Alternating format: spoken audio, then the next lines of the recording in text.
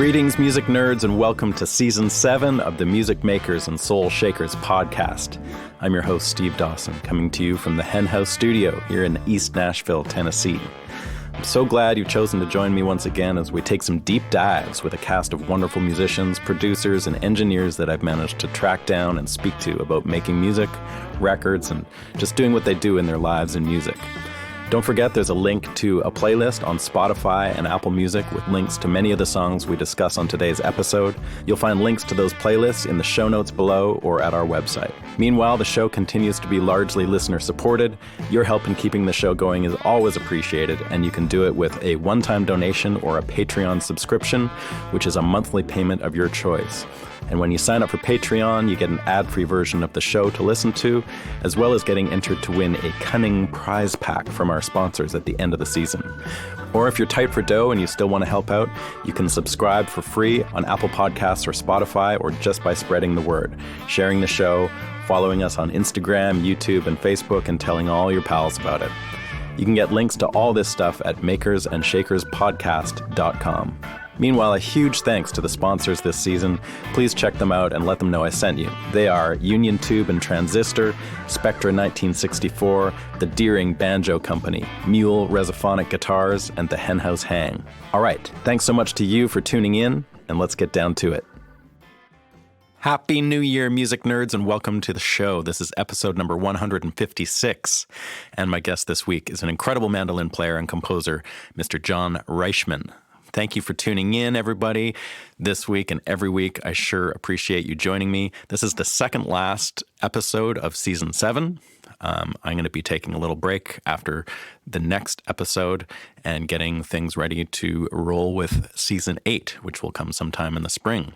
So I hope you all had a great holiday and some time to chill and get recharged for the new year. My holiday was pretty good, although I got really busy near the end there with a bunch of sessions that came in right at the last minute. So I was doing some mixing and some session work and managed to get through everything and had some nice downtime here anyway. So it was great, and looking forward to seeing what 2024 has in store and getting down to some interesting new projects. I do have a couple spots left in my mixing class, which is called the Hen House Hang Mixing with Steve. It's happening here in Nashville in March, and if you'd like any info on that or to sign up to learn some hands-on specifics about mixing and that whole side of things, come hang with me here in March. It's going to be really fun. All the info for that is over at stevedawson.ca, the Hen House Hang. And as I said before, we have only one episode left in Season 7, and that means that 2 weeks from now, that's going to be the last show of the season, which means it's time for the big giveaway. And that involves a whole bunch of very cool stuff from some of our sponsors. That includes a BB DI from Spectra 1964, which is a killer DI for pro studios, home studios, whatever you do. It's good to have a wicked DI, and this is one of the best ones out there. And from our friends at Union Tube and Transistor in Vancouver that make some of the greatest pedals, as I'm sure you know, we're going to be giving away a shiny pedal, which is a really cool vintage style fuzz, a tour bender, another flavor of fuzz from them. It's a silicon-based fuzz, a little bit different, and a lab compressor, which is currently out of stock. You couldn't buy one if you wanted one. It's an LA2A style compressor in a guitar pedal. It's wicked. We're going to be giving one away. So all you have to do, as I've mentioned before, to enter into this contest is to be a Patreon subscriber.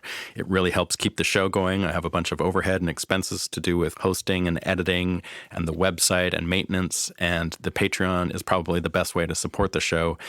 So you can join the Patreon or do a one-time donation if you're interested in supporting the show over at makersandshakerspodcast.com. Right in the top corner, there's a link to donate, and you can sign up right there. So again, if you join the Patreon in the next week or so, you will automatically be entered, or anyone that's currently subscribed will also be entered to win some of those prizes. So thanks again for your support, and thanks to Chad Kent, who just signed up this week. He signed up to the Patreon and will be also entered for that contest. Thank you, Chad. All right, on to this week's show. We have the great mandolinist John Reischman, and I've actually known John for many years because he moved to Vancouver in the 90s, and when I was starting to do more acoustic music back around that time, our paths would cross at festivals, and I'd also bring him in for sessions on various projects over the years.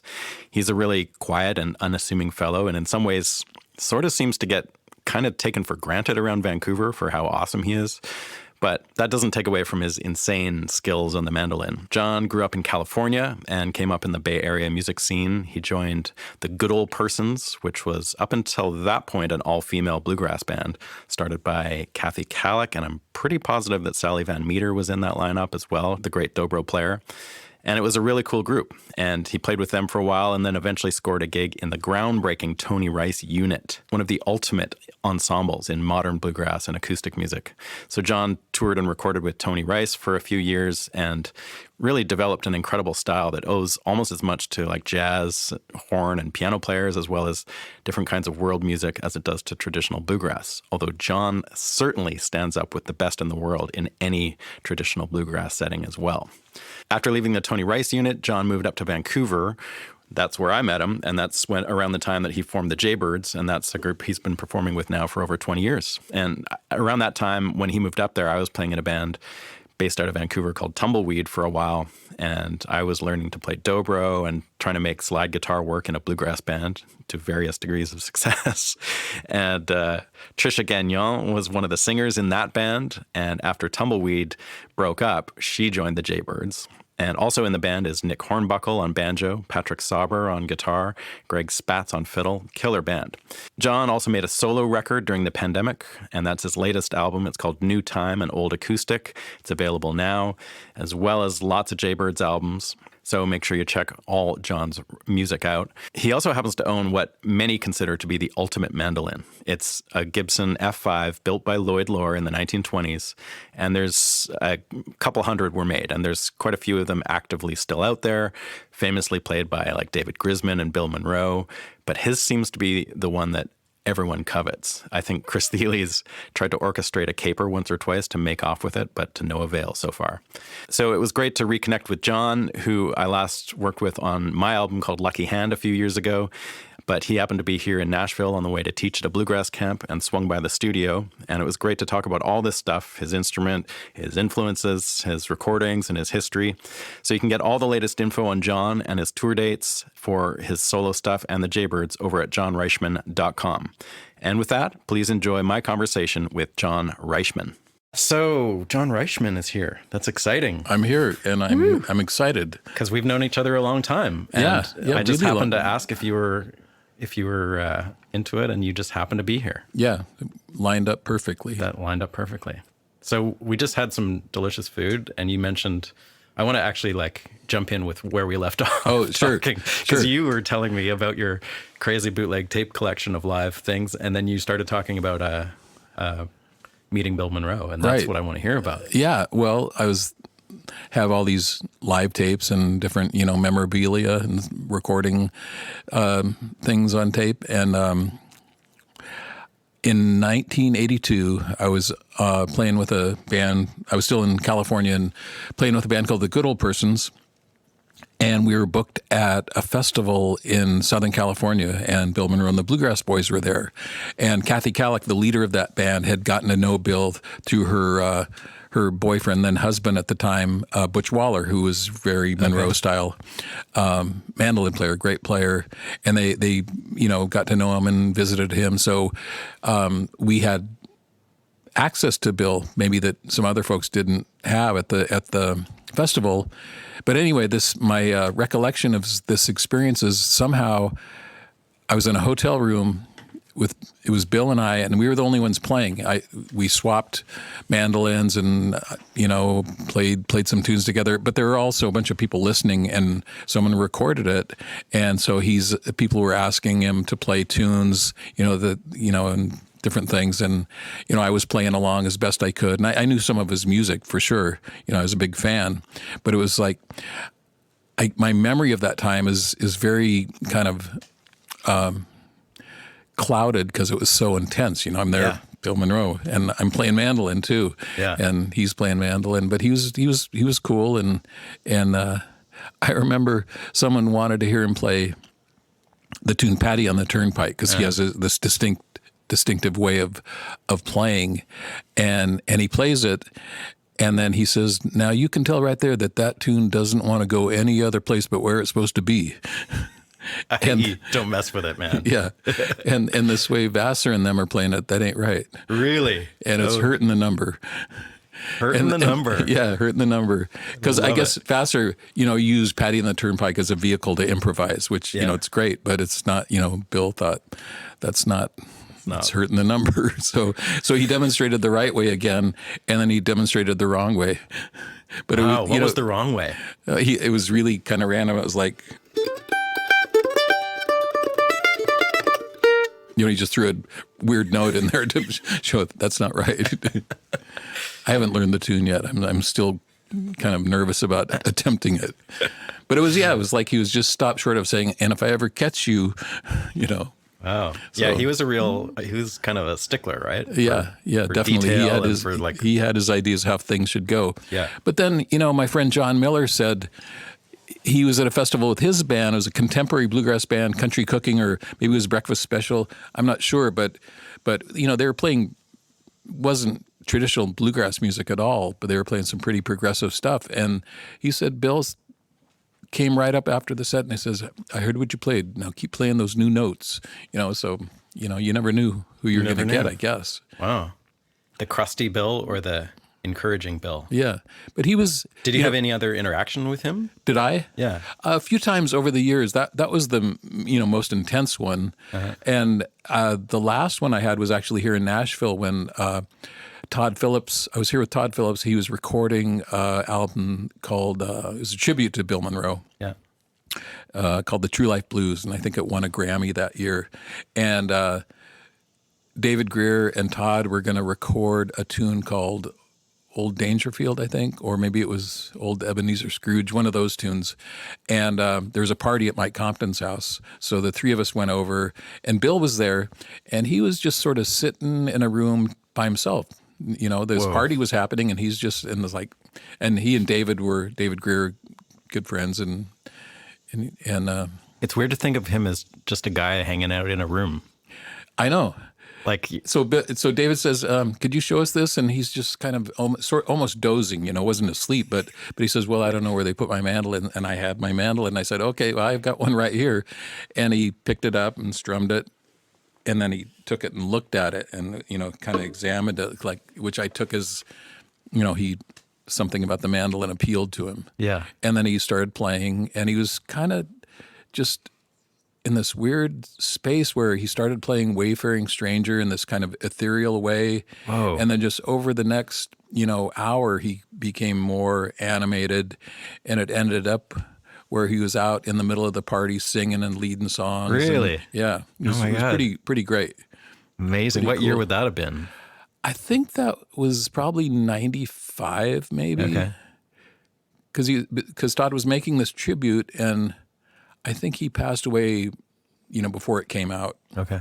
So anyway, yeah, wow. It was quite good. And then there was one. Oh, I know. The other significant time was this band, the Good Old Persons, who I played with for many years, played at Bean Blossom, Indiana. And that was great because, it had this history of all the great bluegrass greats playing there. And I asked Bill if he would play the tune Get Up John. It requires the mandolin being cross-tuned. So I said, I'll tune my mandolin up. And he said he'd play it. So he played this mandolin of mine on stage playing Get Up John, which is a great instrumental. So that was exciting. Oh, my God. That's so cool. Yeah. So I feel fortunate to have, those brief encounters. And he wasn't like super chummy or anything, but he was respectful and, Was he aware of your playing? Not really. Okay. Yeah, he doesn't seem like the kind of guy who had his ear to the ground for the new. But if he liked something, he would let you know. Yeah, he didn't let me know, but but that's fine. I mean, it was just interesting. Now I want to hear this cassette. I haven't listened to it for a long time. But last time I heard it, I thought, why am I playing rhythm like that? That's so stupid. So hopefully it won't be as bad as I thought it was. Yeah. Wow, that's a real chestnut. Amazing, man. Yeah.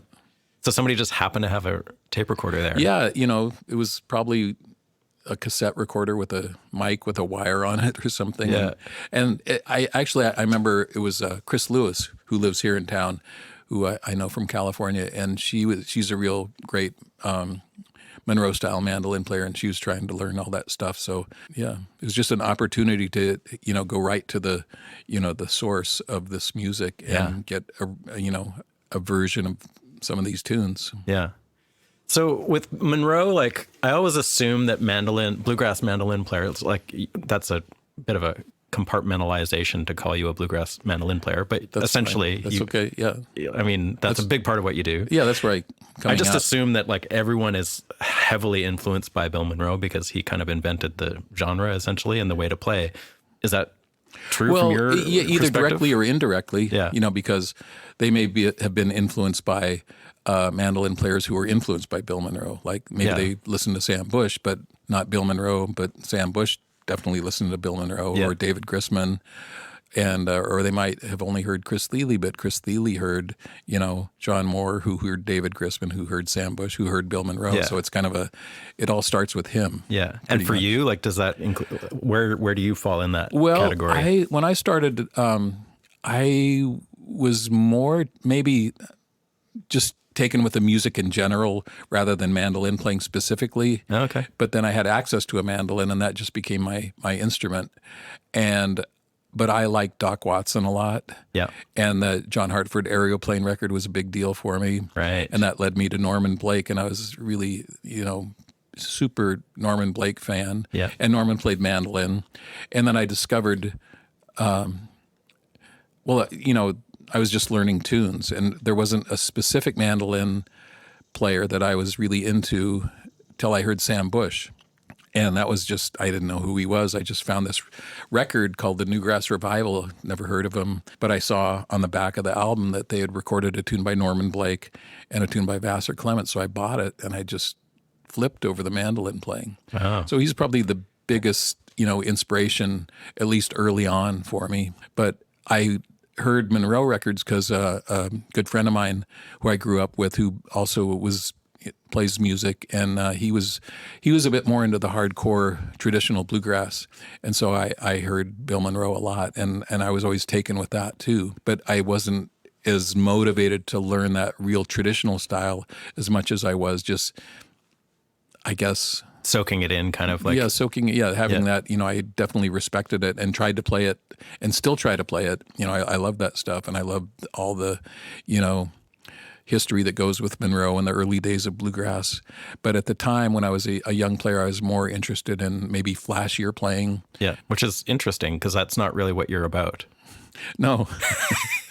No, well, at the time, I guess I was flashy for the day. Right. Who were the other ones, like in that first generation, that you would say that you heard that were interesting to you as well? I mean, there was like Jesse McReynolds. Well, I love Jim and Jesse. Jethro Burns and people like that. Yeah. Were you into that stuff? Yes, definitely Jethro. But for bluegrass, I guess Jesse, but I didn't really try to cross-pick. And maybe this is more second generation, I would say, would be Frank Wakefield. I don't even know that name. Oh, Frank Wakefield. Let's see. He's a genius mandolin player. He's still alive. He's 89. And he recorded with Red Allen, and he was in the Greenbrier Boys, and a whole, great history. And he was the person that David Grisman learned from most of his stuff. Oh. And so Frank could play just like Bill Monroe, but he also had his own quirky way of playing where he would play sort of a minor tonality to his solos over major chords, kind of that modal sound. Yeah. Sort of like the tune "Cluck Old Hen," kind of that, where you're playing major chords, but the melody has minor thirds and flatted sevenths and that kind of thing. Yeah. And he's just a genius, and he did solo mandolin things. He had this way of playing harmony with himself, and just a great player. So I had his record, and I thought he was really good. I didn't really try to play like him, but and then I guess I grew up in Northern California, and I was able to see David Grisman on several occasions, and I knew of him through him playing with the Grateful Dead, being the mandolin player. Were you a little Deadhead at that point? I had those kind of acoustic-y ones. Okay, yeah. Yeah, I mean, I think I liked their first record, but then I remember buying Working Man's Dead. American Beauty and all that. Yeah. And then American Beauty, kind of a companion one, and that had David Grisman playing on it. Right. And I remember seeing in the the Sunday Chronicle, the San Francisco paper, that there was a listing for a club called the Boarding House, and because I'd always check it out every Sunday, see what music is playing down there. Even though I was still in high school, sometimes I'd have an opportunity to travel there and hear some music, and it said Old and in the Way, Jerry Garcia's bluegrass band, and I'd like, what? So I ended up going to see that a couple times. And so that was Vassar, Jerry, Peter Rowan, and David Grisman, and John Kahn on bass. Amazing. Yeah. So what was that scene like? Like, was it filled with crazy deadheads, or was it kind of like under the radar? I think it was probably, Jerry Garcia was a big draw, so it was probably deadheads and bluegrassers too. Yeah, because that's a legit band too. Yeah. It wasn't just people like dabbling in bluegrass. No. Jerry had gone deep, and then those other guys were like seasoned pros. Oh yeah. And then I guess they were a band for a while before they asked Vassar to play with them at all. And then I think they had to get their nerve up to call him up to see if he would play, because he's like, played with Monroe in the 50s. Yeah. What was the bluegrass scene like? Where you grew up in the Bay Area? Well, north of there, in Ukiah, California. Okay. About 2 hours north of San Francisco. Was there any music going on there for you as a kid? Well, there was music, but it was not bluegrass. There was actually a couple musicians. Robin Ford. Oh, really? He was a senior in high school when I was a freshman in high school. Okay. And so he was probably already gigging and stuff. Yeah. Right? Oh, yeah. Like well, he was the high school band. Like a rock band had Robin Ford and these other guys and crazy. my next door neighbor. And they weren't really a rock band. They were like a awesomely great Chicago blues band. Yeah. And so I remember I was like 12 or 13, and they were rehearsing on my neighbor's patio, and I went over to listen, and they played Freddie King's Hideaway. Mm-hmm. And I couldn't believe it, because it was like my older brother Steve had the John Mayall and the Blues Breakers record where Eric Clapton played it, and I recognized it. And I thought, wow, this is that tune, but he sounds just as good or better than the record. So, and that was a real. I count that as a key moment in my life where I was turned on to music, and that kind of everything was about music after that. Amazing. Yeah. Little mini Robin Ford blowing your mind. Yeah, well, he was great then, and the rest of the band was great too. The Poplin brothers, Stan and Steve Poplin. Yeah, and my neighbor who I grew up with, was the singer, and then we just Robin graduated, and we'd all just because he was playing with like George Harrison when he was like around that age. He was our local hero, because he went from his own band with his brothers, the Charles Ford Band, to Jimmy Witherspoon, or I guess to Charlie Musselwhite, then Jimmy Witherspoon, then Joni Mitchell, then George Harrison, then Miles Davis. It's like, man, dude's got it figured out. He's checked all the boxes. Yeah, he did all that stuff so young. It's crazy. Yeah. So that was Ukiah. What else was going on there? Well, was there any acoustic music going on? The acoustic music that I was exposed to was my older brother, and a good friend of his named Gary Whitaker. So they sang a lot of songs together. Some Burrito Brothers songs. I think they used to sing Sin City and Hickory Wind, and I think they sang My Uncle too. And I was so into that. That's just what I aspired to do. So I got this mandolin, and I kind of developed some technique, some kind of unorthodox technique, but I started playing with them, and that was the scene. So how did you come up with the mandolin? Like, where does that even come from? Well, I knew what it was. I knew what a mandolin was from hearing like Burrito Brothers records. And stuff. The Burrito Brothers. Yeah, Chris Hillman would play a little bit on there, and David Grisman, but also TV, seeing the Dillards on the Andy Griffith Show. Oh, and the local PBS station would have bluegrass from time to time. They'd air like a folk festival, and I remember seeing Bill Monroe on there. Yeah, and then a local affiliate had a band called the Phantoms of the Opry, and I ended up playing music with a bunch of those guys, Paul Shalasky, and Pat Enright was in that band too. Uh-huh. And so I knew about mandolins, and when I was in high school, I went camping on the Mendocino coast with a bunch of high school friends, and I played guitar at that point. I could play. Oh, you did. So I did play guitar. Okay.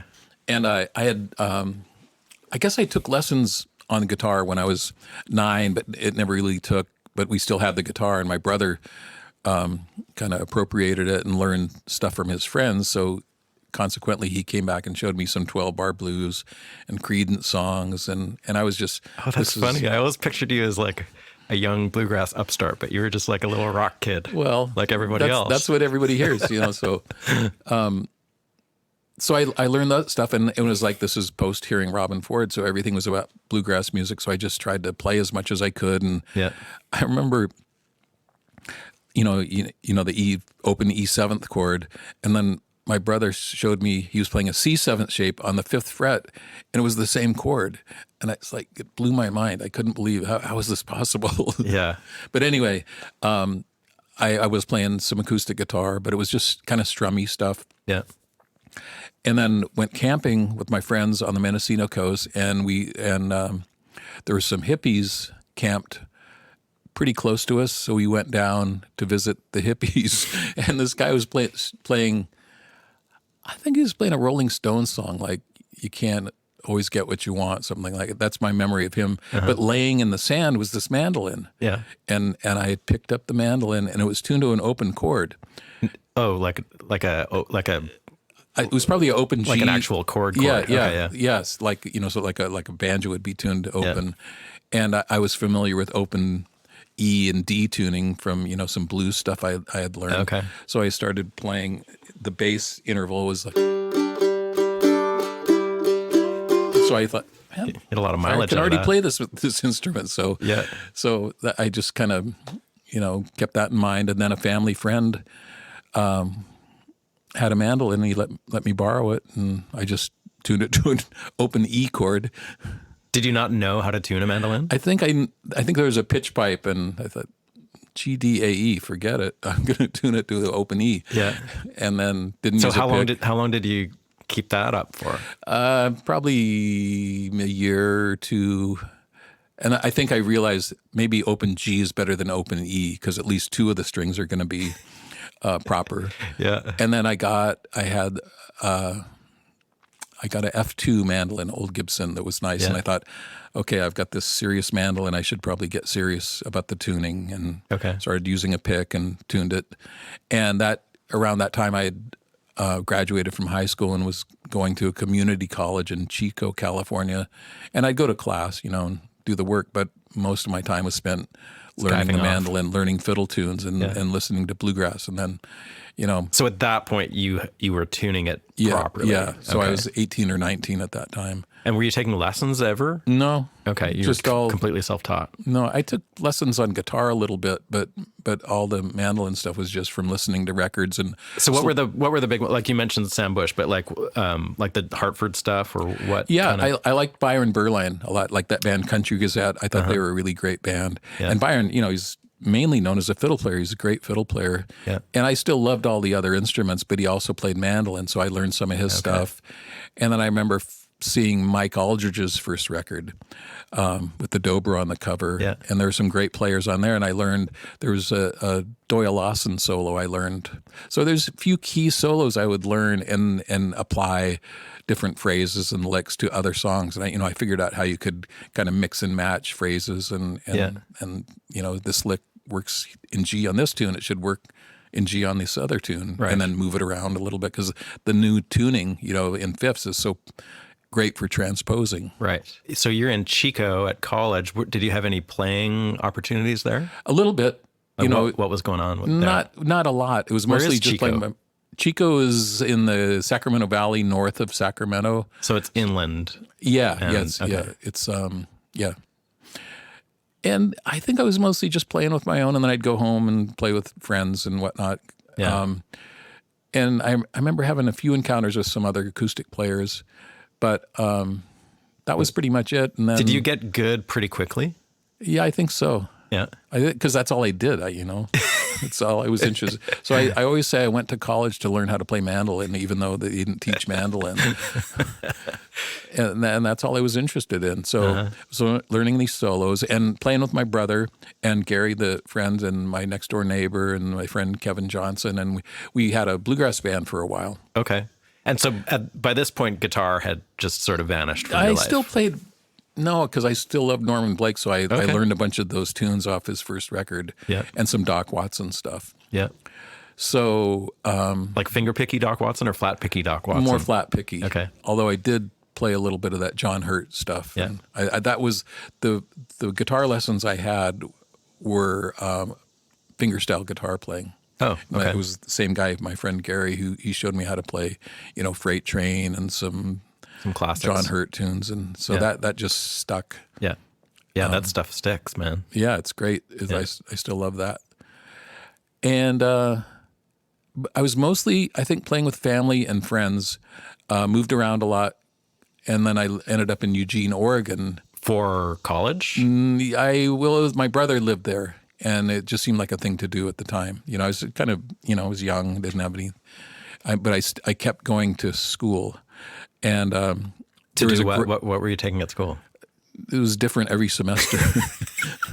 For a while, it was music.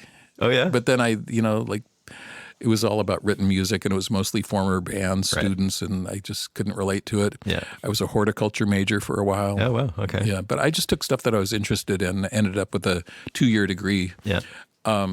But the last school I went to was in Eugene, in community college. But there was a great bluegrass scene there.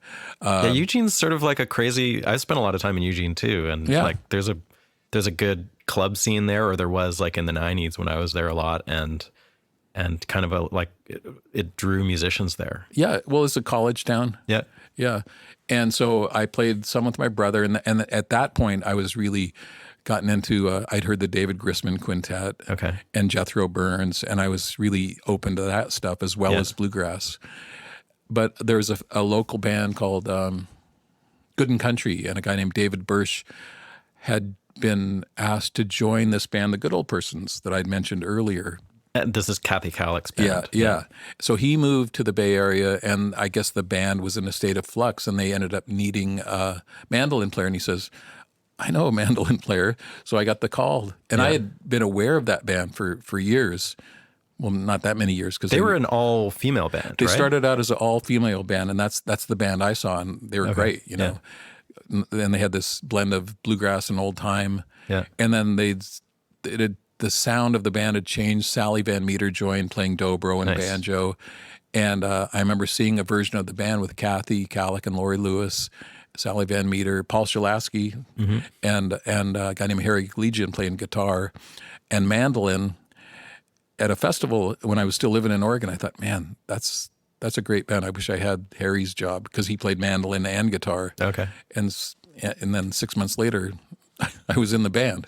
So David recommended them to me, and I went down and auditioned, and that was my first real professional gig. Because that's not easy to just like go from sitting around playing in your room learning Grisman record licks to like playing in a band and knowing how to do that. Like, what was that process like? Well, I had played with friends, so I was used to playing with people, but not so much not playing gigs as much as just having fun with it. Yeah. But the main thing for me was learning how to play in different keys, because I'm just playing in G and C and D and A, the keys that come natural to playing the mandolin. Yeah. But these were great singers who sang in B flat and B flat, and that was kind of the bluegrass thing. So I had to figure out how to play in those keys. So that was one thing, and then most of my playing was more, eighth note oriented, like fiddle tunes. Yeah. So I had to learn how to play on songs that didn't just sound like a lot of notes. Right. But I learned how to play double stops and worked on tremolo and that kind of thing. So it was great learning experience. Was anyone in the band sort of a guiding light in that way, or did they just sort of leave you alone to figure out your own? Mostly, they just accepted that because I had some pretty good ability. It just wasn't completely well-rounded for the whole bluegrass, mandolin job description. Right. And that's what I learned to do. And Paul was a great mandolin player, and he was pretty much a traditionalist. And I'd say, well, what do you think? And I couldn't really relate to his feedback, so I just kept playing. And what about the like the amplification part of playing live, like playing live gigs? Was that ever a struggle? Like, being able to hear you. I guess mandolin's a little different than like guitar or things like that. It cuts pretty easily. And I remember the weekly gigs we had, we were all sharing mics. You know, there might be a couple vocal mics, and then I'd probably play in the same mic as the dobro or the banjo, and then a fiddle mic. So it was maybe 5 inputs altogether. Yeah. But you know, the mandolin, if you stick a Shure 57 right up to that treble F hole, you can get some good volume. Some serious volume. Yeah. And you get a scratched up mandolin, but yeah. So tell me about that band a little bit. Like, were you immediately like they were established to a certain degree, right? Yeah. So yeah. What was the touring situation for you? It was mostly, you know, we had regular gigs. We had a pizza parlor, and then we played at this famous club in San Francisco called Paul's Saloon. Okay. There's so many people I've talked to that the pizza parlor was like the gig. Yeah. Especially in California. Well, That's it paid pretty good, and you got to order a pizza and live off that for a few days. Yeah. But Paul's Saloon was But great. people would tell me about what that was. Like, it was literally a pizza restaurant that people would go to hear bluegrass at? It was the Red Vest Pizza Parlor. There were more than just this one, but that was the main one I played in. And it was in El Cerrito, just north of Berkeley. Okay. And it was just a family place, and it was really chaotic. Were the owners into bluegrass or something? Or I guess they thought it was a draw. Okay. Because like the Nickel Creek guys, like they started at a pizza parlor. Yeah. And like, it's crazy how many people started at pizza parlors. It could be, depending on the night. I think we mostly played Thursday, so it wasn't too crazy. Okay. But, you know, you'd have to get them to shut the jukebox off, and it could be pretty noisy. But we had fans. I mean, people would come back every week and really were loyal fans to us. So it was a nice scene. It was a nice social scene. I met a lot of folks there. Yeah. And but Paul's Saloon was like really a legit real bluegrass venue. club, even though it had its drawbacks. Like what? The drawbacks? Yeah. The stage was placed facing the women's bathroom, so that there was like one row of seats right in front of the stage, and then on the left was one room, and on the right was the other room. So it was just hard to direct your attention. Yeah. Not that I really. There's a place called I was Ludlow's so withdrawn, Garage. it didn't matter to me. Have you played in Ludlow's Garage in No. Cincinnati? And it's like you're aimed into the middle of nowhere, and then there's an audience to your left and an audience to your right. It sounds about right. Okay. And Paul, who owned it, was kind of a hard guy to work with for sometimes. Oh yeah. Like, but it was a bluegrass club. It was a bluegrass club, and he lived in an apartment upstairs. And if the band took longer than 20 minutes for a break, he'd call downtown until the bartenders did make us go back. Oh wow. But then he also said, if there's more people in the band that are in the audience, you can wrap up and go home. So that was fair. It's a good rule of thumb. But it was a weekly, they had bluegrass every night of the week, and it was local bands, but then touring bands came through. And I didn't see this group, but there was a big hubbub when J.D. Crowe and the New South stopped by and played a gig on the way to Japan. And that's like Tony Rice era. Yeah, Ricky Skaggs, Tony Rice. Jerry Douglas. Yeah. Whoa. And then I was there. Were you aware of that breed of, like, that generation of, like, I guess you were, right? Yeah. Okay. Yeah, for sure. Because I joined that band, the Good Old Persons, in 1978. Okay. And stayed with them for many years after that. Yeah. And then I saw an early version of the Nashville Bluegrass Band there, too. So you'd see some touring bands come through. Was there ever any talk of you joining other bands or anything, or was that not really a thing that was happening? Tony Rice was in the David Grissom Quintet, and they parted ways, and he decided he was going to put together a band, and he had heard me, and I went and auditioned. How had he heard you? He came to the pizza parlor. Really? No, he did. I remember seeing him at that pizza parlor. And, oh my God! Because he was a restless guy, because he was used to playing. Did he live in California at that point? He did. He did. He moved from Kentucky. He quit J.D. Crowe, moved to California to join David's band. Yeah. And and I think I met him at Paul's Saloon. Okay. So he had heard me play a bit. Yeah. But then, I guess he told, people he was putting together a band, and maybe people recommended me. Because I played some jazz. I like Jethro Burns. I love David Grisman's music. So that was a band I ended up joining, and I was in the Good Old Persons and the Tony Rice unit at the same time. Yeah. So because tell me about that. Neither one played too much. They didn't? Tony wasn't like fully touring? No, not really, because he was just getting this. What the music he wanted to play was similar to David Grisman's, no singing. Yeah. But it was even more leaning towards jazz in the improvisation, not so arranged, but just a lot of soloing. And so, was he feeling confined in the Grisman band, or was he just wanting to do something different? I think he just, that whole experience had run its course for him. I don't know that he was confined. I think they were both pretty strong personalities, and it could only last for so long. So what was your first interaction with Tony? So I heard someone says, Tony Rice is trying to get a hold of you. And that was shocking. And so I called him up, and he says, I'm going to be putting together a band. I want to see if you wanted to audition. So went over to his house and met him, and he kind of described, how he saw the band working, and gave me some LPs because he had recorded some of this music, his original instrumental tunes, and some charts. And I went away for a couple of weeks and learned a few of them. How were you figuring out from a chart how to play stuff? Because were you reading music? Mainly the chord changes. Okay. Did that stuff, did you know what the chords were that he was talking about? Yeah, I had. So you had some theoretical knowledge at this point. A lot of theory I had sort of sussed out on my own. Okay. But then I remember when I was in Eugene, I took a jazz theory class. Okay. And it was really great because it was just the basic understanding of how chords are constructed. Yeah. And so there's major chords, minor chords, and dominant chords. And then there's altered or extended versions of all those chords. Yeah. And that all made sense to me. Mm-hmm. So it's kind of like math. Yeah. Not that I was good at math, but I didn't read. I knew how notation worked, but I never sight read. Yeah. But I knew the theory involved with music, so I had. So were Tony's tunes, like when you say he had charts, they were just chord charts, or did he? I think the melody was there too. Okay. I think Daryl Anger had put together a bunch of those charts. Okay. And but the changes were there. Yeah. And then I just used my ear to get the melody as best I could, but a lot of it was just mostly improvising. So right. If I so it was Tony, Wyatt, right?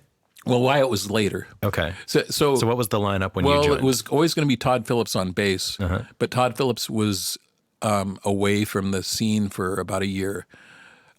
He lived in Washington State and just was decompressing from the whole Grisman experience, I think. Oh, really?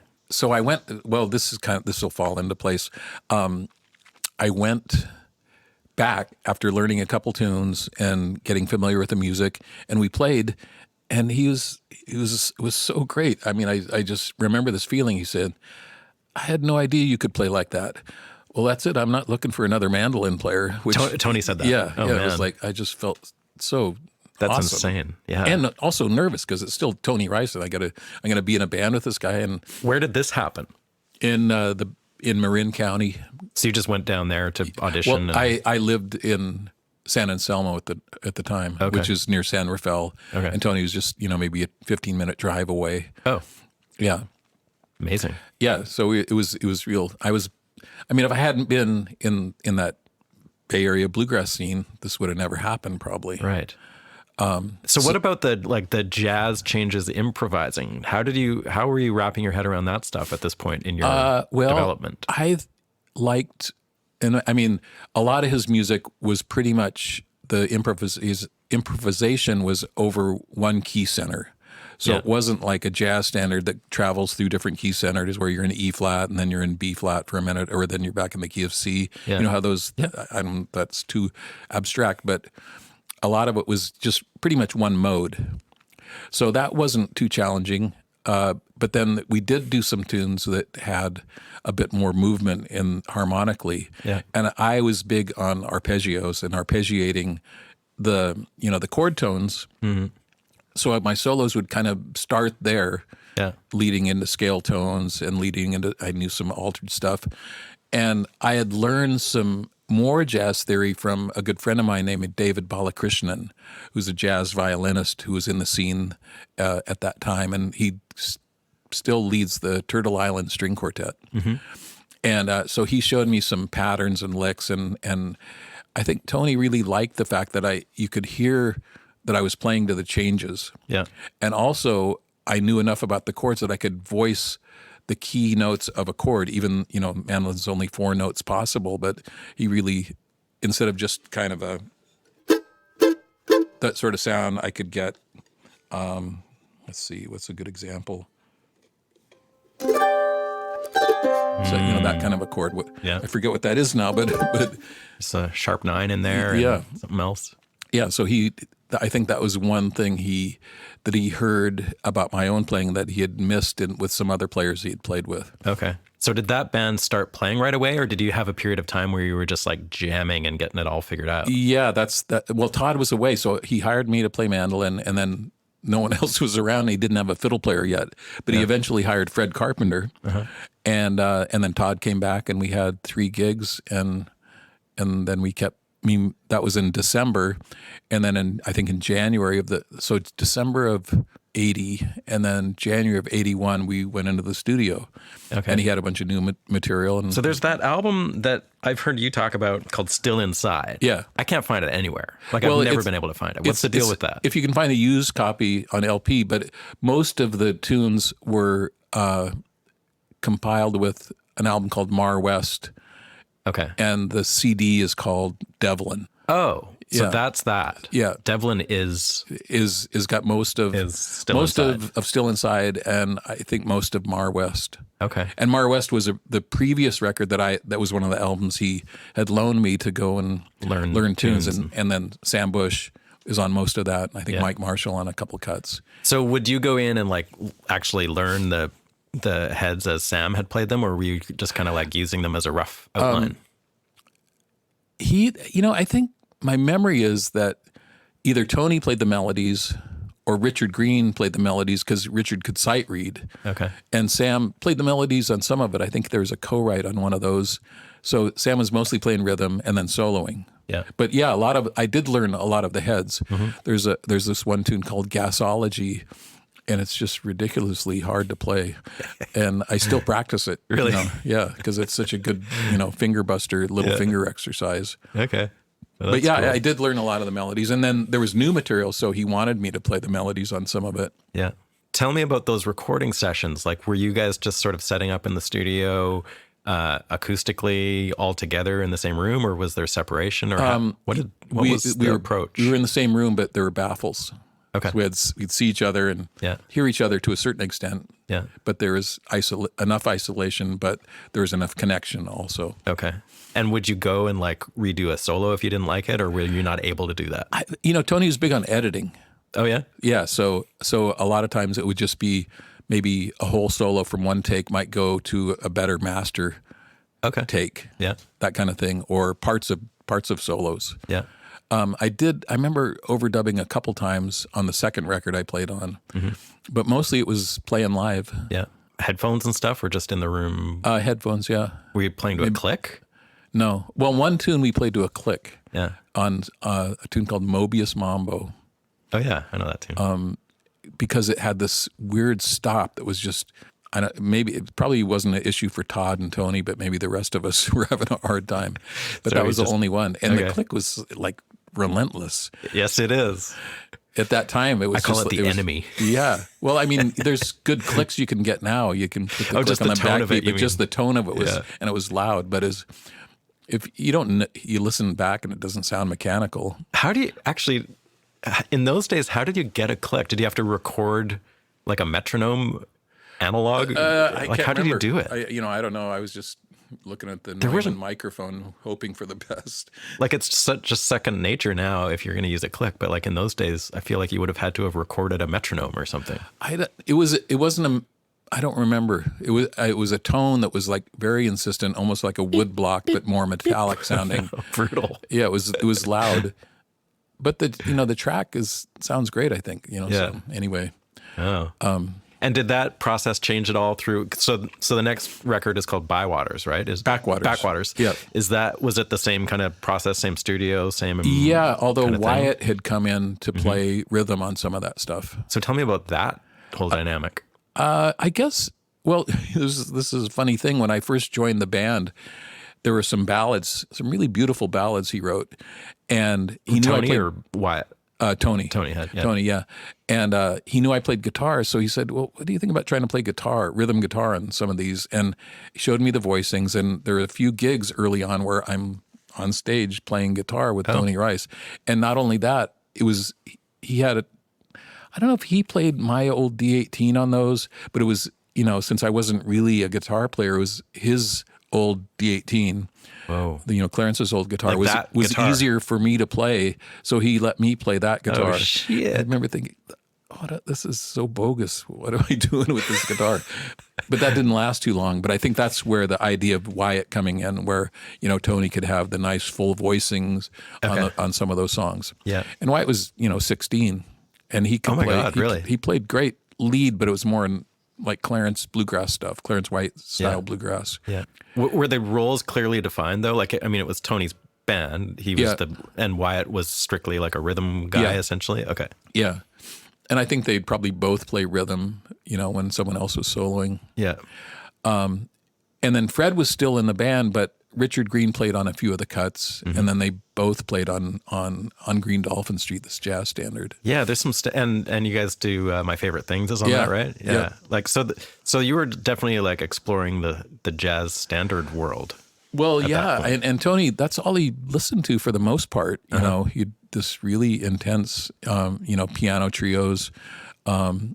He loved Oscar Peterson, and both he and Todd were really into Niels Henning Orsted Pedersen, the bass player. Really? Yeah. And you'd go over to his house, and he had this fantastic sound system, and you'd sit on the couch and listen, and just listen, and it's like this heavy, intense music out of these giant speakers, where just sonically, just amazing. What was the hang like with Tony? Like, do you have generally fond recollections of the touring with that band? Like, was it He's a great guy. He's really funny.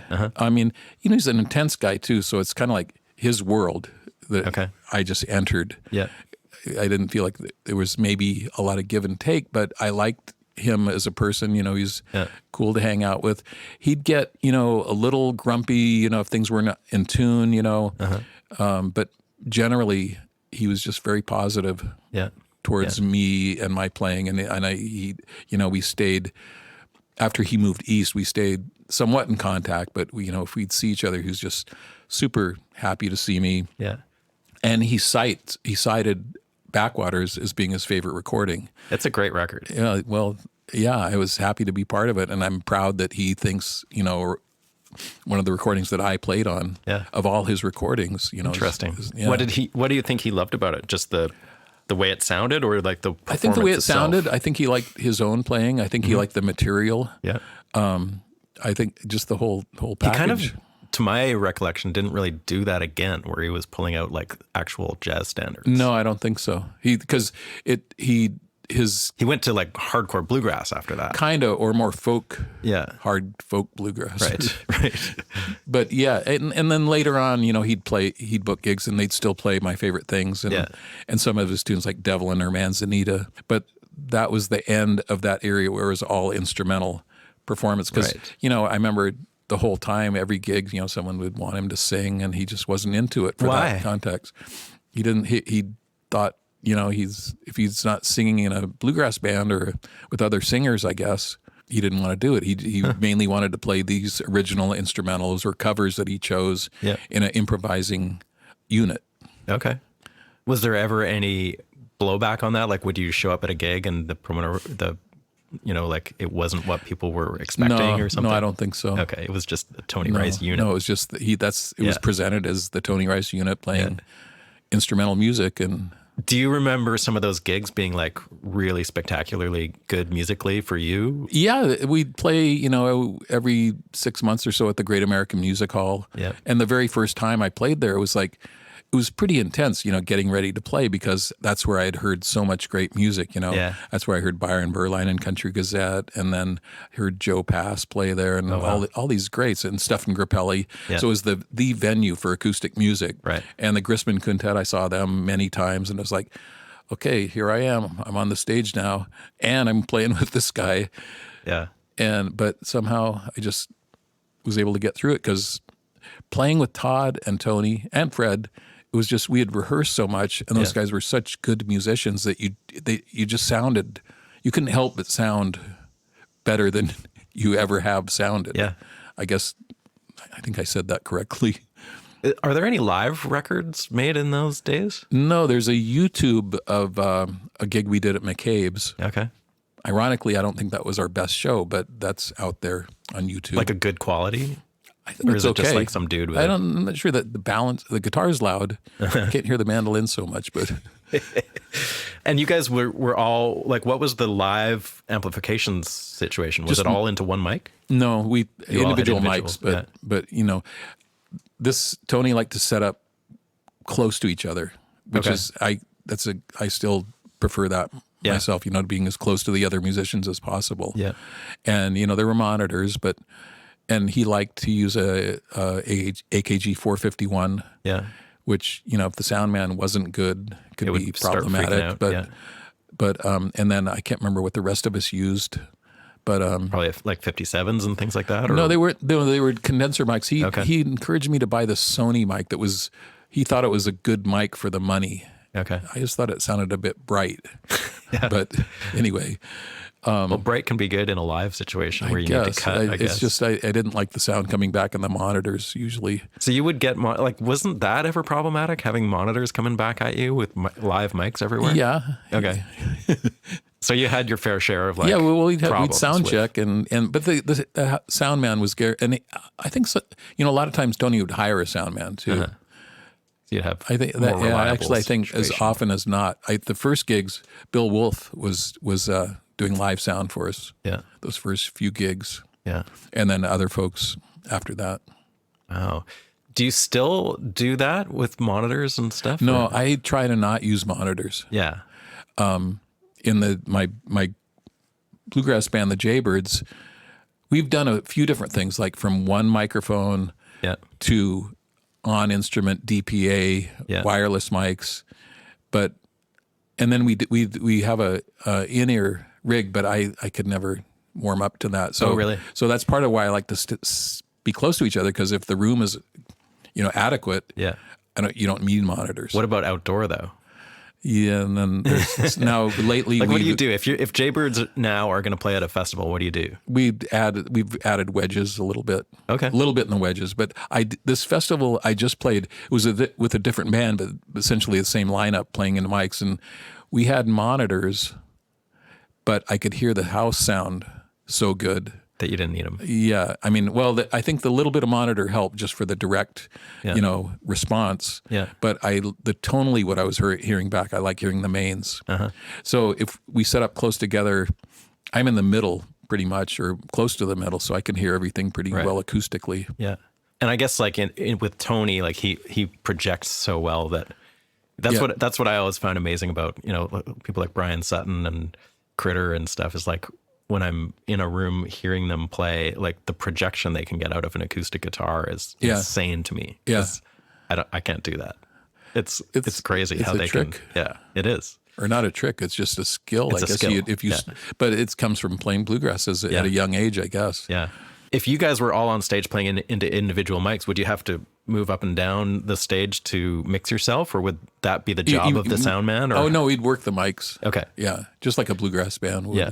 Yeah, that's always been a skill that you need to I mean, it was basically, so mandolin, guitar, and fiddle. Yeah. And then I can't remember what Todd would do at the bass, if he'd use an amp or not. I don't recall what was the bass setup at the time. Or he might have had a little... Like a clip-on mic or something. Yeah. I mean, or a pickup in a mic. But you guys never used pickups, right? No. And no one else in the band used pickups. Yeah, that would be definitely not part of the scene. Yeah, that's really changed now. It seems like a lot of the current bluegrass crop, I guess, also because it's getting really popular again right now, and they're playing bigger venues. And people want volume. Yeah, and I mean the pickups have improved too. They still sound weird to me though. Oh yeah. I never use them, but I did when we. The Jaybirds started using these nice DPA. I can't remember that's not the common one with the 4099 or 4066 with the little gooseneck. It wasn't those. It was actually a microphone made for actors. So it was a lavalier mic. And it was a little tiny Omni mic that most of us used. And you would clip it to your mandolin? Wirelessly, yeah. And I'd hook it on the back on the tone guard, which is this device that a lot of mandolin players use, and run the wire underneath the front of the pick guard so it would extend just over the treble F hole in a perfect spot. Okay. And it was a little dark, but what we would do is when we soloed, we'd step to the center with a single vocal mic. Augment it. And it would brighten it up a little bit. Right. So it was kind of ideal. And so if I have to play in a loud situation, like at a folk festival, or sometimes I tour with Tony Furtado, who can be pretty loud. Yeah. I use that, and it's plenty of volume. Okay. So far. Cool. That's handy. Yeah. And it sounds really good. Yeah. And plus, it's wireless. It doesn't need to be wireless, but I kind of like it not having to deal with. Yeah, no doubt. Dragging a cord around. Yeah. So what happened with that incarnation of the Tony Rice unit? That just came to an end eventually, or did you have to split, or what? I think he got frustrated because, people weren't, they still wanted to hear him sing, or they wanted to hear this or that. And his marriage was ending at that time. And the last gig we played was at the Winfield Folk Festival. And, that's 40 years ago this past weekend. Whoa. Because it was the third weekend of September, and it was 1983. Yeah. And that version of the band, Fred was no longer with the group, but Wyatt was on board. So it was Tony, Wyatt, Todd Phillips, and myself. The Backwaters lineup. Yeah. Without fiddle, though. Yeah. Yeah. And did you know that was the last one, or?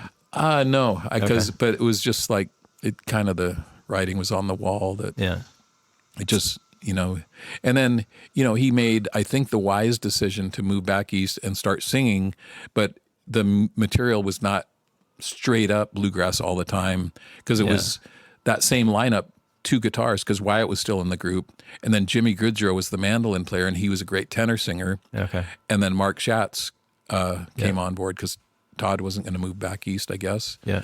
And that was a great band. I remember seeing them, and really good singing, great material. A lot of those Gordon Lightfoot songs. Yeah, and a lot of Lightfoot. Some of the Manzanita material. So he got his career just, I think. What was his career trajectory when you played with him? Like, now we think of him as like this larger than life creature of amazing proportions, but like, was it kind of a grind, or were you playing? No, people were into him. I mean, he, everybody loved his playing. So this is early '80s, and he was like, as far as like that kind of music goes, he was right up there. He'd been in all the bluegrassers knew of him from playing with J.D. Crowe. Yeah. I mean, they were considered the best bluegrass band ever for a long time. Yeah.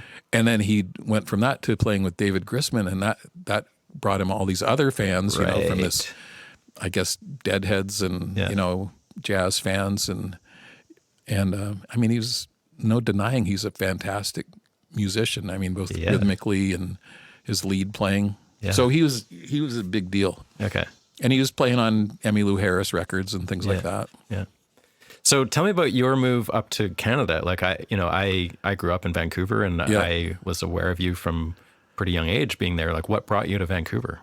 So what brought me to Canada was I met a wonderful woman named Gwendolyn, and I guess I met her at a Good Old Persons gig when we were on tour. Oh, yeah. And we just, nothing came of it. But then I saw her maybe a year later at the IBMA convention, and when it was in Owensboro, Kentucky, and we ended up chatting a lot and hit it off and exchanged phone numbers. And she lived in Vancouver. She lived in Vancouver, and she was president of the Bluegrass Club when I'd met her, and she was there, I guess looking for bands to book. Yeah. And so we just started talking on the phone and decided we'd, visit and, really hit it off. And that was that. One thing leads to another. And so that was, I guess I met her in 87 and then ended up moving to Vancouver in 92.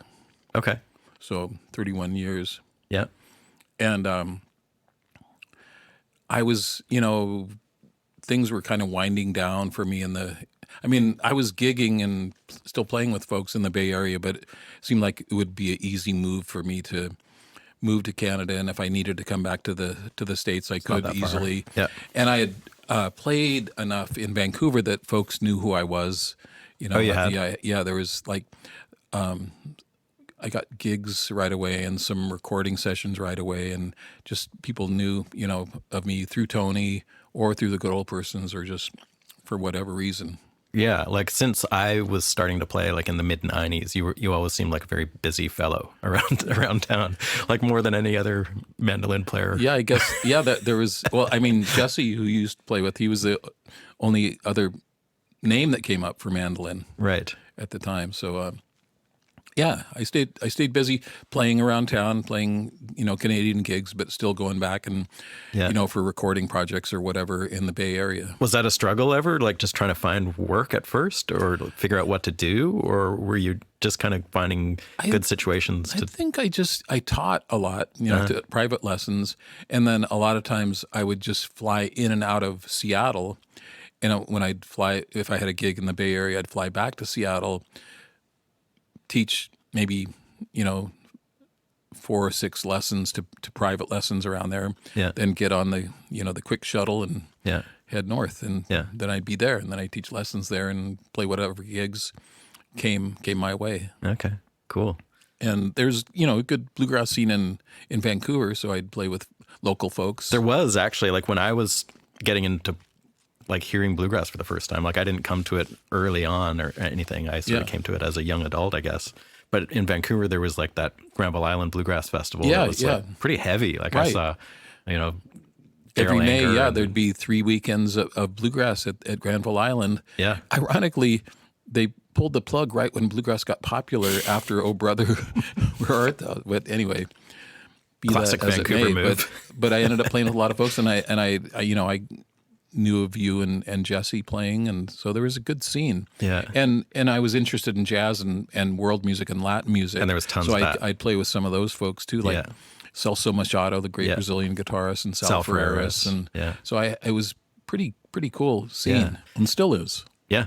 Can you tell me about your mandolin? Well, you've told me Yes. about it before, but I love hearing about this thing. So Sure. this is kind of the mandolin.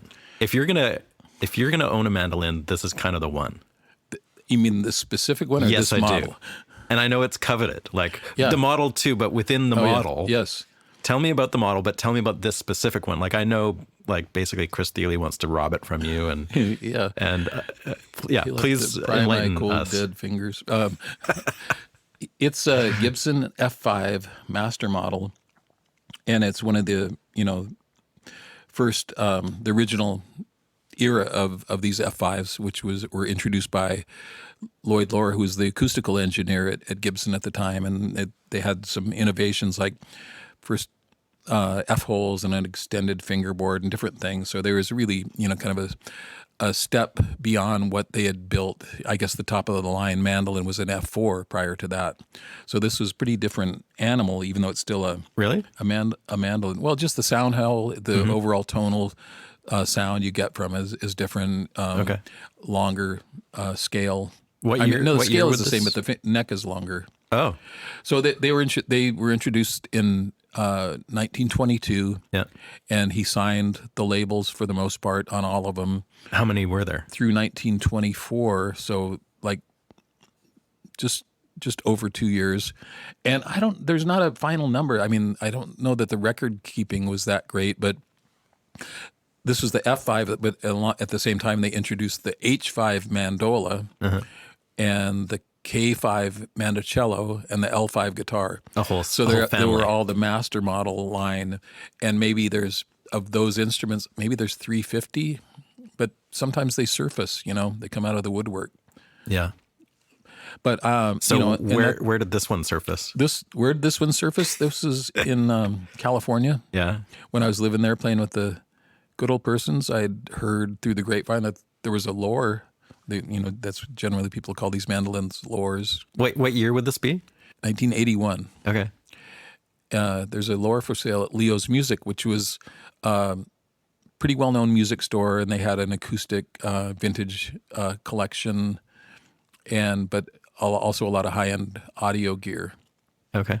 So I went over to check it out, and just, that's the mandolin I dreamed of. Every bluegrass mandolin player wants one because Bill Monroe played one. Okay. And I played it, and I thought, and I was playing with Tony at the time. Yeah. And I've told this before. I played it, and I thought, oh, this is cool. I got to try and get it. And I called Tony from a payphone. He said, hey, I just played a lure. And he says, oh, man, you got to get it. So I had to get it. So what were they worth back in those days? I mean, you don't have to tell me what you paid for it exactly, but like what? Now they go for like $300,000. Yeah. No, not that much. They've come down. Have they? Yeah. But at the time, the guy I was dealing with says, well, we're going to start the bidding at $8,000. So I guess $8,000 is about the going rate, which probably seemed like a bloody fortune. Yeah. Well, I knew what they were worth, and but the fact that he said we're going to start the bidding, it's like I can't get into a bidding war. I mean I don't even know if I can raise $8,000. So yeah. Anyway, I was able to sell my instruments, and I had this old D18, 39 D18 that I got for a real good deal and had fixed up, and then I had a nice be nice to have that still. I wish I had that. I got that guitar for $300. Oh my God! Yeah, but it was pretty trashed. Like the peg head had been broken off, but it, once it was fixed up, it was a fantastic guitar. Yeah. Real player's grade guitar, but still, nonetheless, it sounded great. So I sold that to my friend, sold my mandolin, and then I was able to get a loan for the balance through a friend of my sister's who had money. She was willing to, so I made payments for 3 years after that. Whoa! And so he was trying to auction it off rather than just sell it, or that's just I don't know. It didn't come to that. Okay. Because I said I'm going to get the money, But David Grisman was interested. He went and checked it out. And I think. Why didn't he buy it? He wanted to buy it. I think he's maybe offered him 75, and then they said, well, there's this other guy. He's trying to get the money together. This young mandolin player named John Reischman, and we knew each other. And he said he's told me later. He said he's just I'll just step back, and if John can get it together, he should get it. And if he can't get it together, maybe I'll. Did Grisman own a couple already? Or? Yeah. Okay. And he had in the 60s, he had owned one that was one serial number away from this. Oh. And he had just gotten it back. Okay. So he had had some repairs done. He picked it up and stopped by Leo's because he heard about the mandolin too. And then he gets it and looks at the serial number and says he couldn't believe it was one serial number away. Whoa.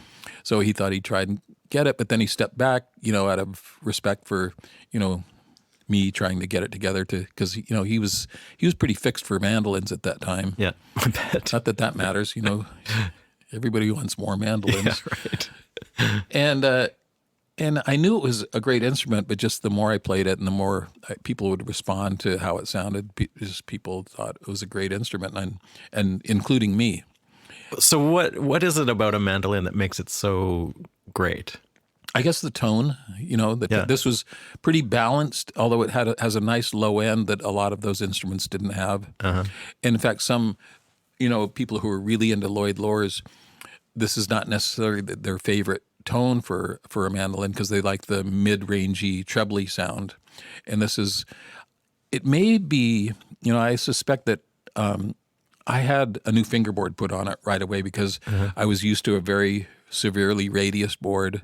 Oh. And was able to swap it out pretty seamlessly, and I have the original board so it could be replaced at any time. Yeah. But I think that thicker fingerboard may have added to the uniqueness of character of the tone of this one. Okay. And also, some folks say a player will play a sound into an instrument. So the tone that I'm trying to go for is kind of a clear, deep, I don't know how to describe it, but I may have played some of that sound into it. Mm-hmm. Who knows? But over the years, not everyone, but many, many people just say that's the best one I've ever played, nice. Including Chris Thiele. Yeah. But he's played a few. He's got two from that same batch. So, and they sound great. So, have you played his? Like, are they that different? No, they sound great. They all sound. I think. Well, I played one of his two for sure. Yeah. And when he got it, he called me up and he says, did yours change a lot, when you got it, because I guess he was not 100% down with the sound. Oh, yeah. And I just said, yeah, you just got to play it and it's going to respond. Yeah. And then he got the second one. He was just completely enamored with that. Really? Okay. Yeah, so to the point where the first one he called his road lore. But now I think he plays them both all the time, maybe. I don't know. Yeah. I haven't talked to him about it for a while. Do you get nervous taking it out on the road at all? Or No. you just take it out? No. And it travels fine? Yeah, what else are you going to do?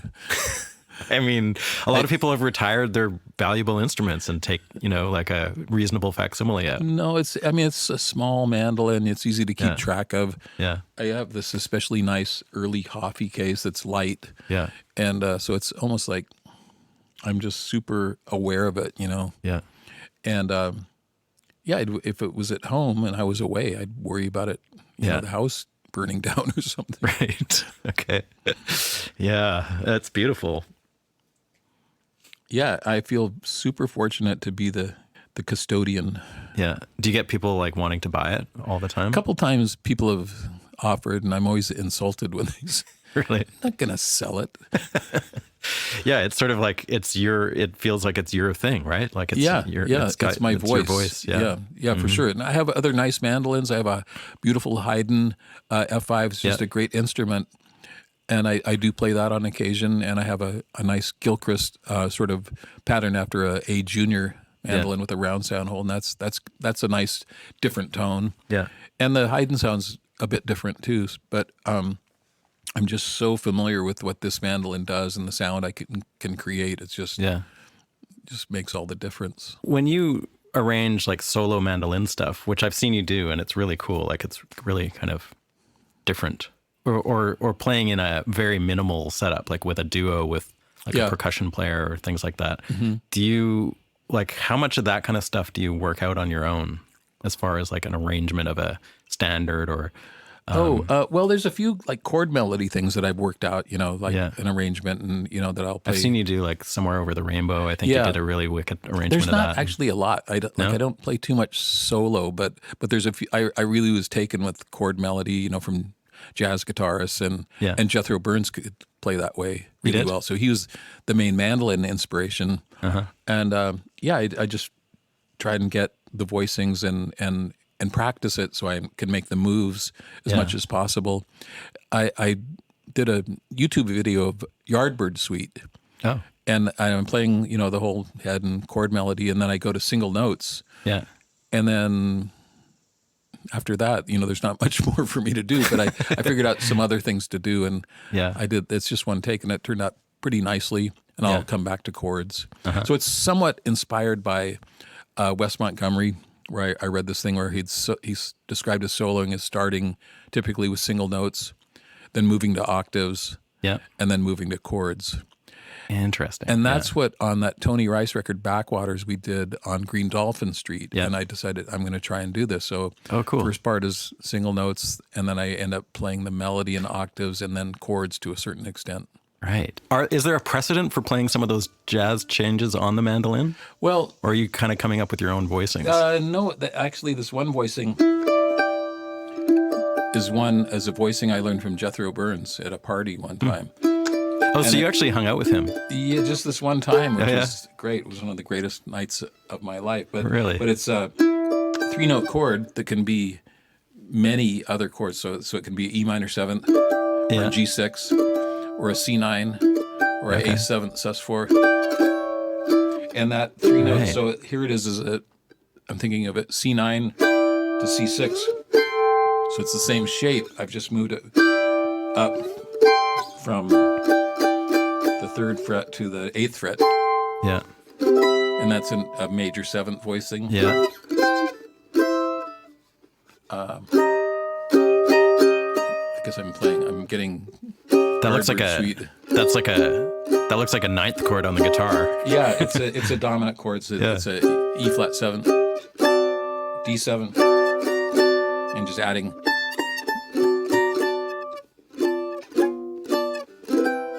Yeah. Actually, I could play the.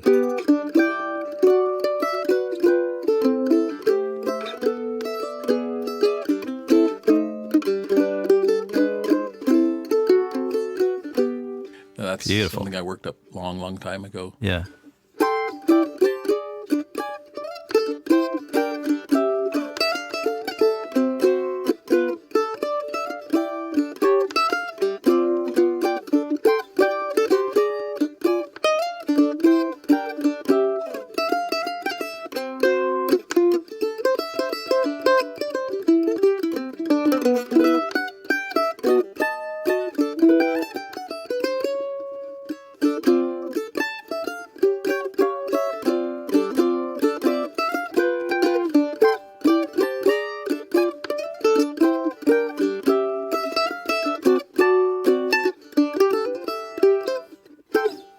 Beauty. Yeah, it's got it all there. You don't need more strings than that. Yeah, there's lots of tunes you can apply that to, but those are. And when you're writing tunes, like on your new album or your latest album, which is called New Time and Old Acoustic. Acoustic, okay. Are some of those tunes like trad fiddle tunes? Are they all original, or what's the? All but two are originals. Okay. There's that tune, I think it's called Serafina. Yeah. Is that your tune? Yeah. That's like pretty classic John Reischman activity right there. Yeah. Like a very laid back melody, but like all touch and feel rather than... Yeah, it's where it's, it's a slow piece, and key of D is great for the mandolin, and you can just really milk the sustain on it, and it's perfect for that. When you write a tune like that, do you just kind of have a melody in mind, or does it come out of like messing around and practicing?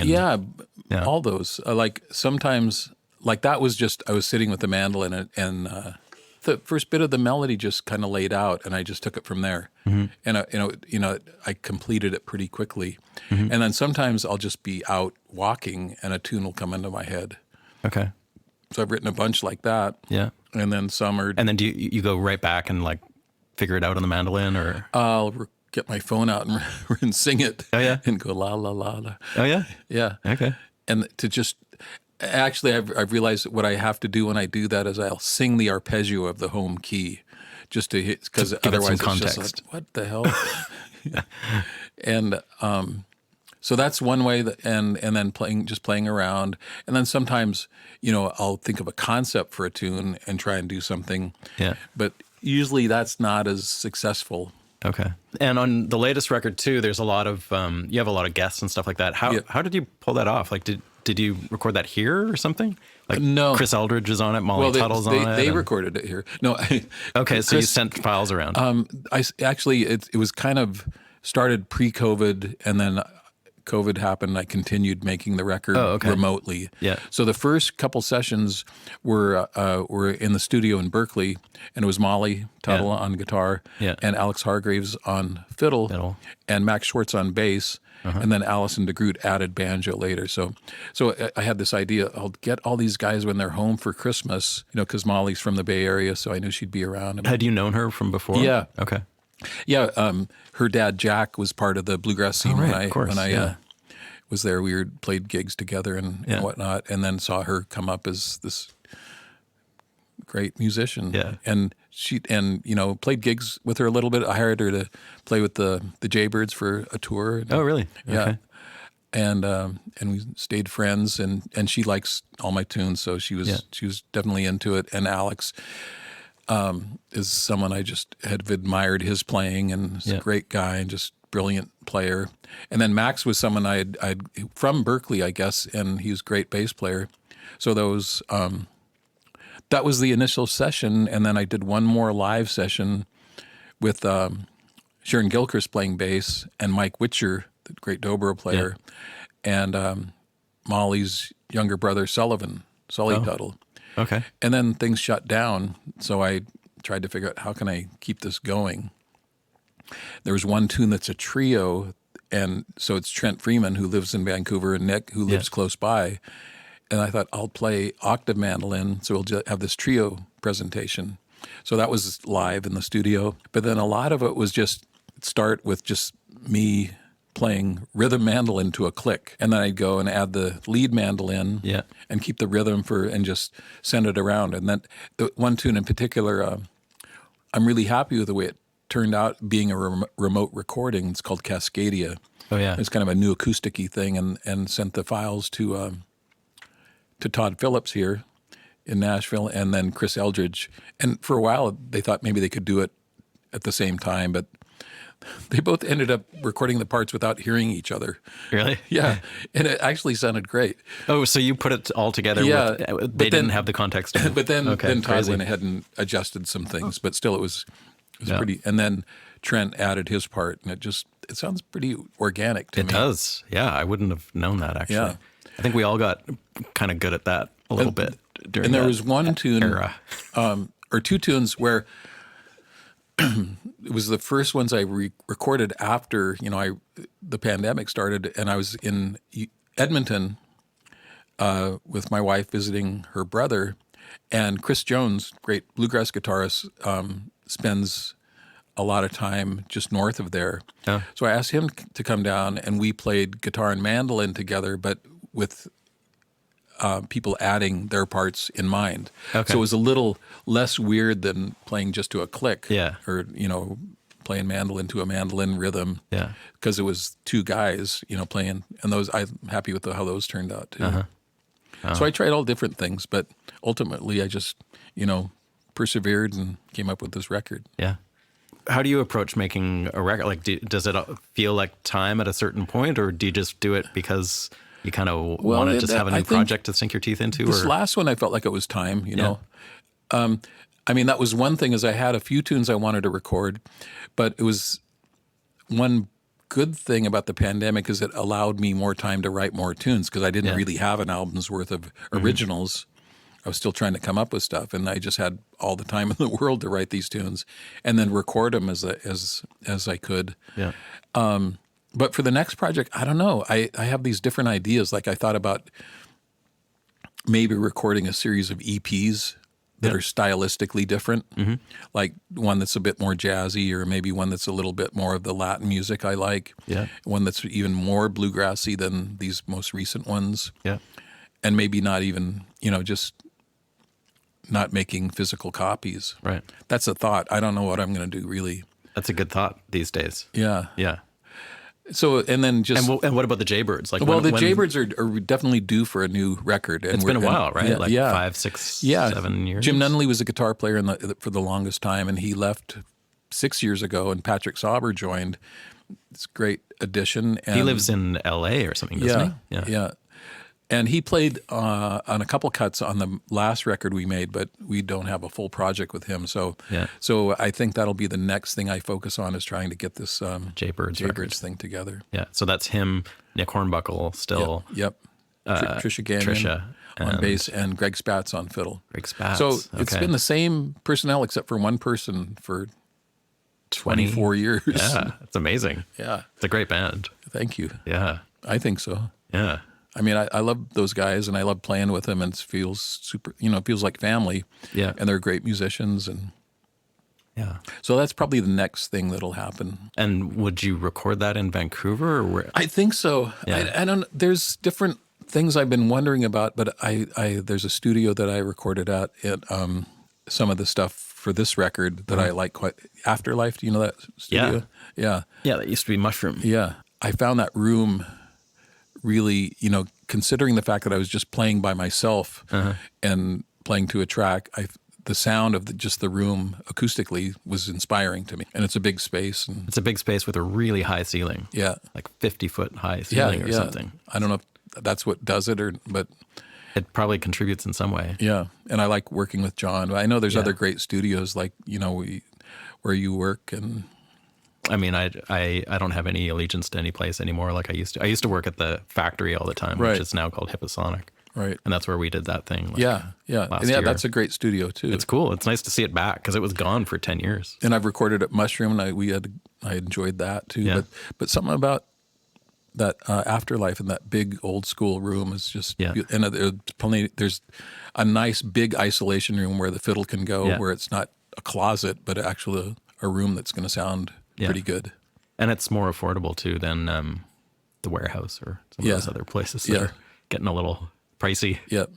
And John, I've worked with him, John Ram, on several projects with Ferris and Jason Romero, and he's a great guy and really good engineer, and really good with the editing and musician. Do you still play with Ferris and Jason sometimes?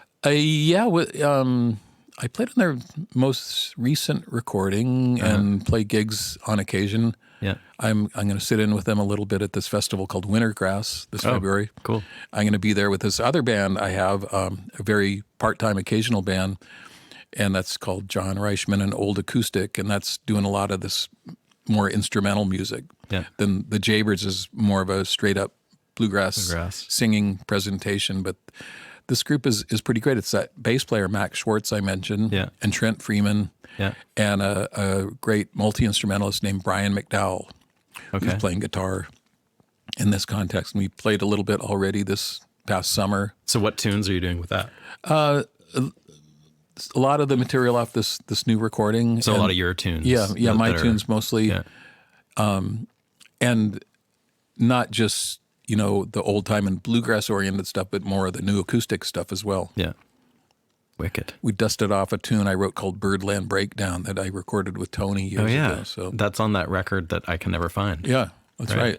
I gotta find it now. The CD called Devlin. Okay, so Devlin. So that's what I got to listen to then. Is that Devlin record? Yep. Okay. Cool. Wicked. Well, thanks, John. For it's great to catch up, Steve. Yeah, man. Yeah. Good to see you. Yeah, likewise. Thanks for coming by today. Yeah. Take care. All See right. you in Vancouver sometime. Thank you so much for tuning in and listening, everybody. Music Makers and Soul Shakers podcast is produced at the Hen House Studio in East Nashville, Tennessee. Please remember to subscribe to the show wherever you get your podcasts and follow us on Instagram, Facebook, and YouTube. You can find more info on this episode, including show notes and an audio playlist for Spotify and Apple Music at makersandshakerspodcast.com. Thank you again to our sponsors this season, Union Tube and Transistor, Spectra 1964, the Deering Banjo Company, Mule Resonator Guitars, and the Hen House Hang. Thanks for listening, and we'll see you next time for another chilling episode of Music Makers and Soul Shakers. Over and out.